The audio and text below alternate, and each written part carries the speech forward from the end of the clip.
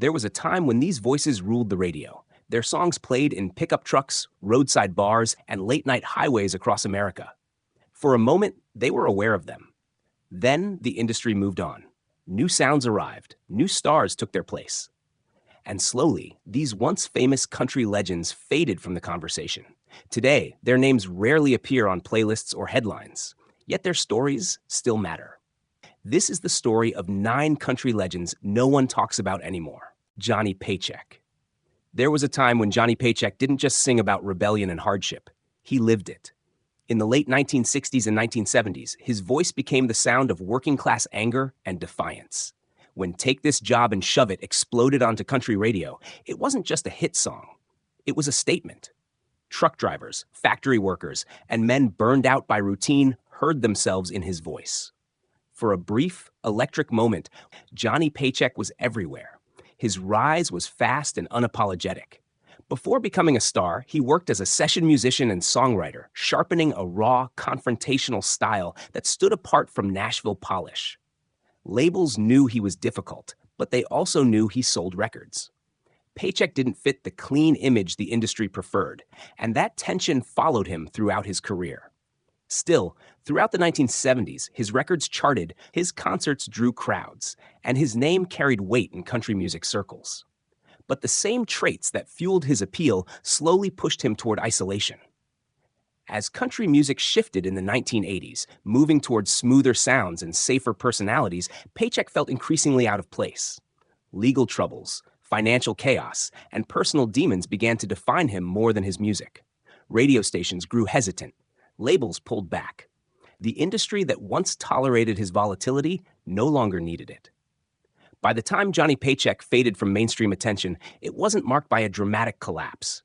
There was no farewell tour, no final hit to signal the end. Instead, it happened quietly. Fewer bookings, smaller venues. A name that once dominated playlists now spoken only by older fans who remembered how powerful his songs once felt. Today, Johnny Paycheck is often reduced to a single anthem, mentioned briefly in retrospectives before attention moves on to safer legends. Yet his story captures something essential about country music's past. He represented a raw honesty that the genre once embraced, then slowly pushed aside. Paycheck didn't disappear because he lacked talent. He disappeared because the industry changed, and it no longer had room for artists who refused to soften their edges. His voice still exists in old recordings, crackling with anger and truth. But in modern country conversations, Johnny Paycheck is rarely mentioned, and that silence says as much about Nashville as it does about him. Eddie Raven. In the late 1970s and early 1980s, Eddie Raven had something many country artists spent a lifetime chasing: momentum. His songs climbed the charts, his voice sounded constantly on the radio, and his name appeared regularly on playlists across America. For a stretch of time, Raven wasn't an outsider or a cult favorite. He was part of the mainstream. Country fans knew his sound, and Nashville knew he could deliver hits. Unlike many of his peers, Eddie Raven came into country music with a strong songwriting background. He had already written successful songs for other artists before stepping fully into the spotlight himself. That foundation gave his music a polished, thoughtful quality that resonated with audiences. Throughout the early 1980s, his career peaked with multiple top 10 hits and a reputation as a dependable chart performer. He fit perfectly into the radio-driven era of country music at the time. But country music rarely stands still. As the decade progressed, the genre began to shift again. New faces emerged, production styles changed, and labels chased fresher images that felt more marketable for the next generation. Eddie Raven didn't fall apart publicly. There were no scandals, no dramatic breakdowns, and no headline-grabbing controversies. Instead, something quieter happened. His releases received less promotion. Radio airplay slowed. The industry's attention drifted elsewhere. By the late 1980s, Raven found himself on the outside of the spotlight he once occupied. Nashville had not rejected him outright. It simply stopped calling. This kind of disappearance is often the hardest to notice. One year, you are still charting. The next, your music struggles to be heard at all. For Eddie Raven, the transition from relevance to obscurity happened without ceremony.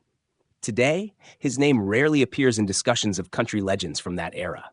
Younger listeners often don't recognize it at all, while older fans remember him vaguely as that voice from the radio years ago. His contributions to country music remain intact, frozen in time on old recordings, but his presence in the genre's ongoing story has faded. Eddie Raven didn't lose everything. What he lost was visibility, and in an industry built on constant reinvention, that kind of loss is often permanent. Mo Bandy.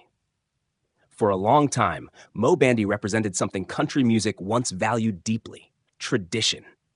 In the 1970s and early 1980s, his voice stood firmly against the rising tide of pop influence creeping into Nashville. While others experimented with slicker production and crossover appeal, Bandy stayed rooted in honky-tonk heartbreak. Songs about drinking, cheating, loneliness, and regret weren't trends for him. They were the foundation of his identity. Mo Bandy's rise came steadily, built on consistency rather than spectacle. He stacked up hit after hit, becoming a familiar and trusted presence on country radio. Fans knew what they were getting when they heard his name. His duets, especially those centered on classic country themes, reinforced his reputation as one of the last true traditionalists of his era. At his peak, Bandy wasn't chasing the spotlight. The spotlight naturally followed him. But country music was changing faster than ever. By the mid-1980s, Nashville's priorities shifted toward younger faces and more polished sounds. Image became as important as voice.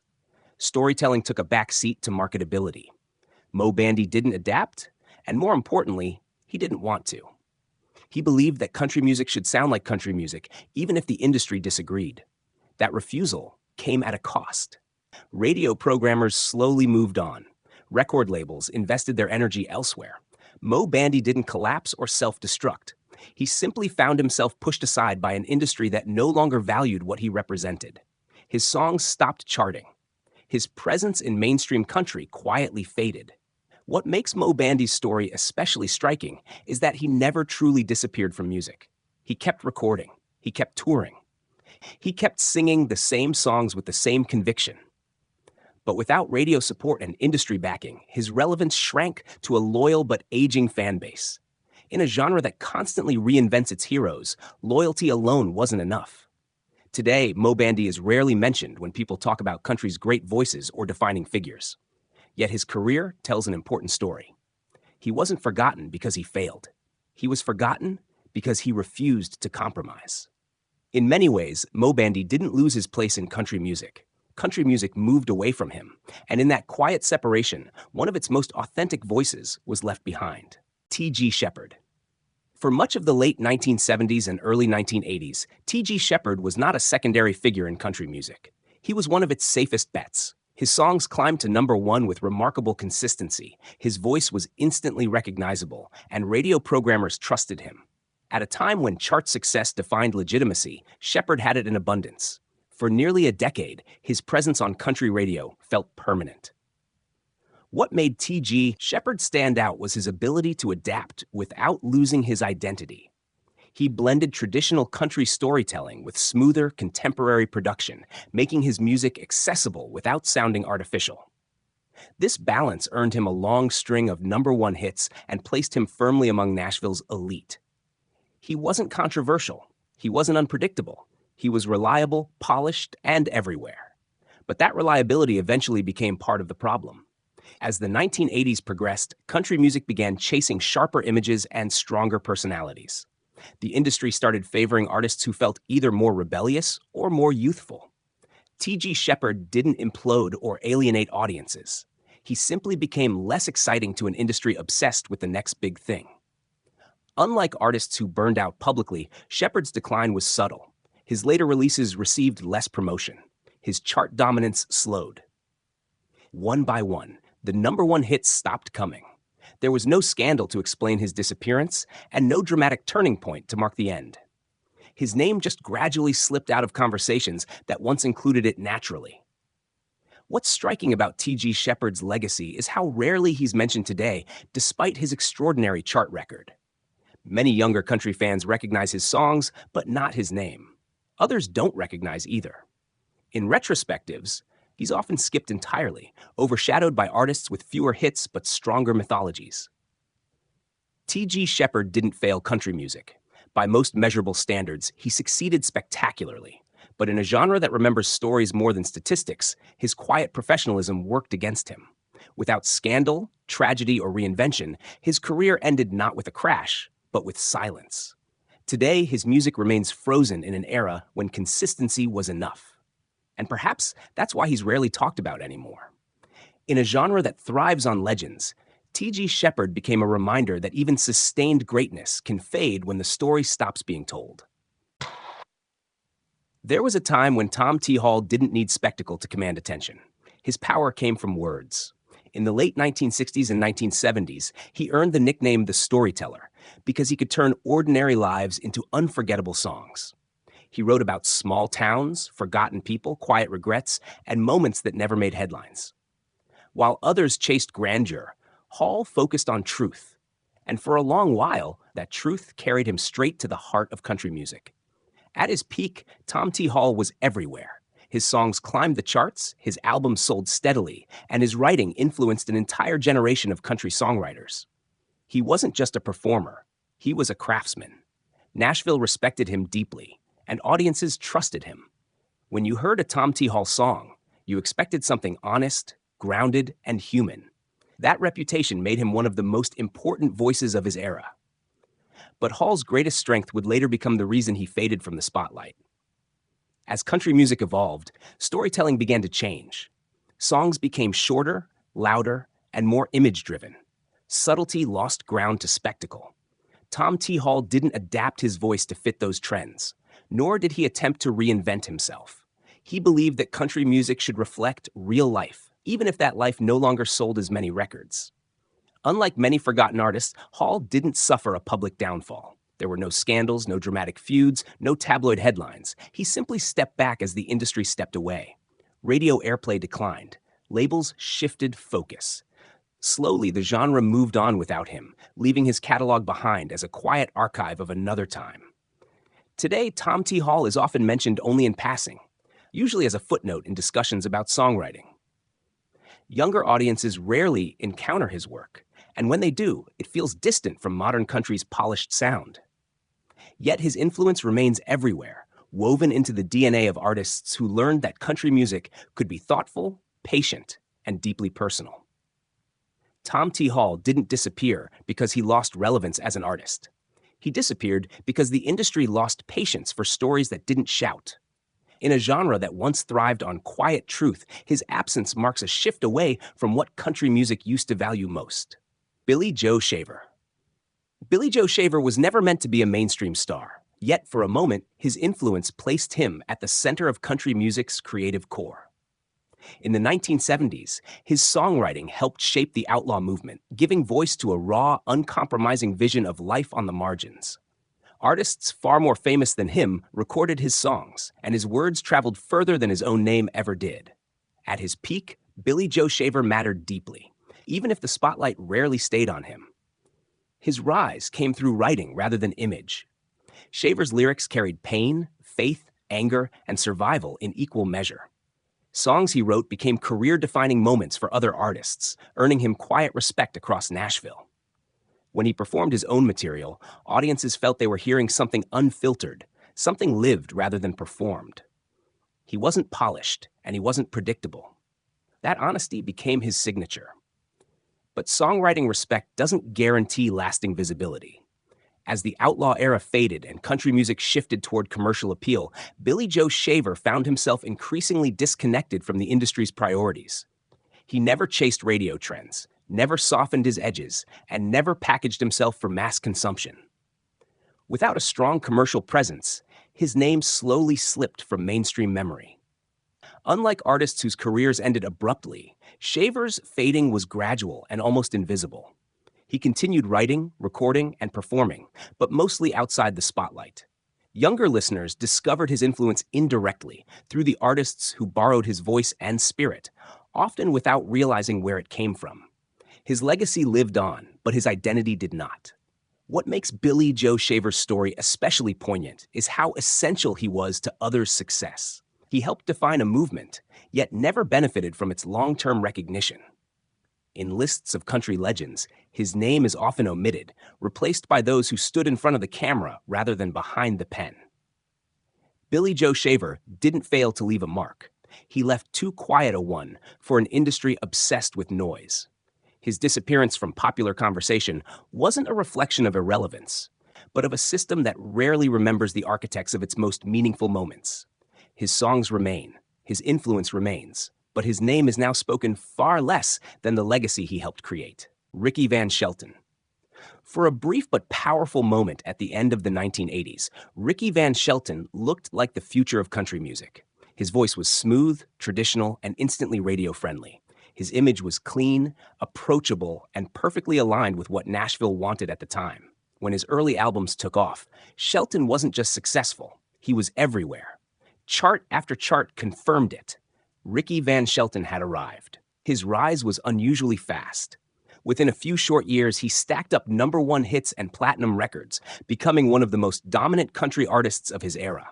Fans embraced him as a bridge between classic country sounds and modern production. He wasn't controversial. He wasn't edgy. He was dependable, romantic, and polished. For the industry, he felt like a safe long-term investment. But behind that polished exterior, pressure was building. Fame arrived faster than Shelton was prepared for, and the expectations that followed were relentless. Touring schedules intensified. Public visibility became constant. While many artists learned to thrive under that weight, Ricky Van Shelton struggled with it quietly. Unlike others, he didn't lash out or implode publicly. He simply grew uncomfortable with the life that success demanded. In the early 1990s, at a time when his career should have been peaking, Shelton made a decision that shocked Nashville. He stepped away. No scandal forced him out. No commercial failure pushed him aside. He chose distance over dominance. As country music surged forward with a new generation of stars, his absence created a vacuum that was quickly filled by others more willing to stay in the spotlight. Once he withdrew, the industry moved on without hesitation. Radio found new voices. Labels invested elsewhere. Without constant visibility, Ricky Van Shelton's name faded faster than anyone expected. For younger fans, he became an unfamiliar name. For older fans, a brief memory tied to a specific era. What makes Shelton's story so striking is how complete his disappearance was.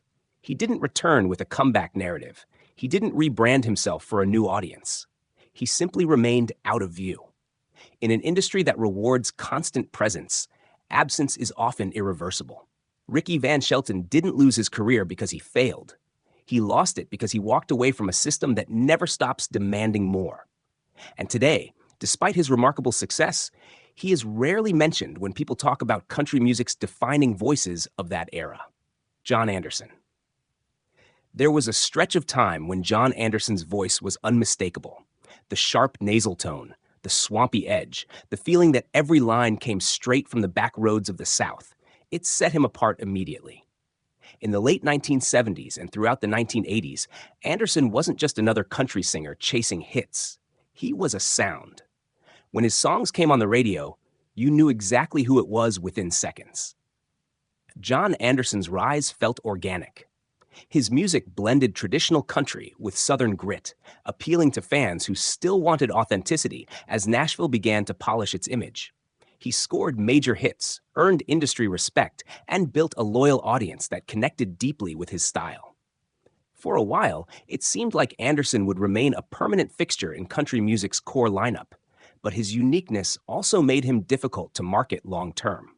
As country music moved towards smoother, more commercial sounds in the late 1980s and early 1990s, Anderson's voice no longer fit neatly into radio formats. It wasn't clean enough. It wasn't modern enough. What once made him stand out slowly became a liability in an industry increasingly driven by uniformity. Unlike artists who vanished completely, John Anderson never truly stopped working. He continued recording, releasing music that stayed true to his roots. Critics often praised his later work for its honesty and depth. But praise doesn't equal exposure. Without strong radio support or major label momentum, his presence in the mainstream steadily declined. New generations of listeners grew up without ever hearing his name. What makes John Anderson's fading especially revealing is that it had nothing to do with talent or relevance. He didn't embarrass himself. He didn't self-destruct. He simply refused to reshape his voice to match industry trends. In a genre that increasingly rewarded adaptability over identity, that choice came with consequences. Today, John Anderson is often remembered only by dedicated fans and musicians who understand his influence. He's rarely mentioned in casual discussions about country legends, despite having a catalog that shaped an era. His absence from the spotlight isn't loud or dramatic. It's quiet. The kind of silence that comes when an artist stays true to himself while the industry quietly looks elsewhere. John Anderson didn't disappear because he was forgotten overnight. He disappeared because country music slowly decided it no longer had space for voices that refused to blend in. For millions of people, Lee Greenwood is not remembered as a country star. He's remembered as a single moment, a patriotic chorus that became a national soundtrack, repeated at stadiums, ceremonies, and televised tributes until it started to feel bigger than the man who sang it. And that's the strange irony of Lee Greenwood's career. He became famous in a way that made his broader country legacy almost invisible. Before that defining anthem, Greenwood had already built a real career. In the early 1980s, he was part of Nashville's mainstream, landing major hits, earning radio airplay, and touring as a dependable draw.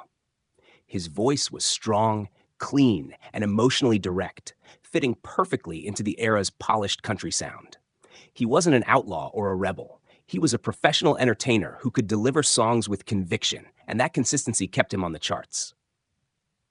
Then came the song that changed everything.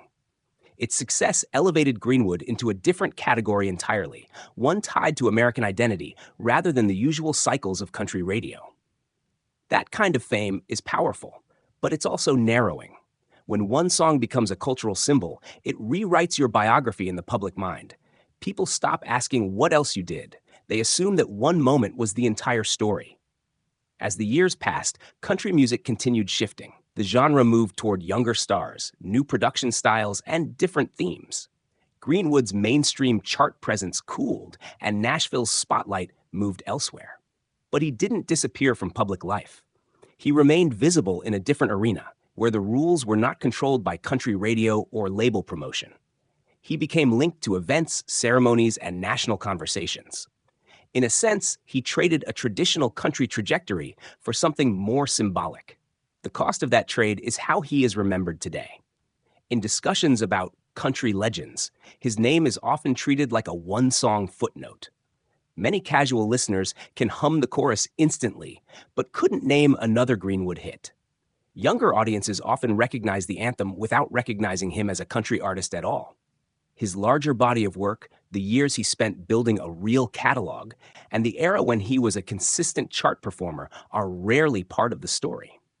Lee Greenwood didn't fade because he lacked success. He faded because his biggest success swallowed everything around it.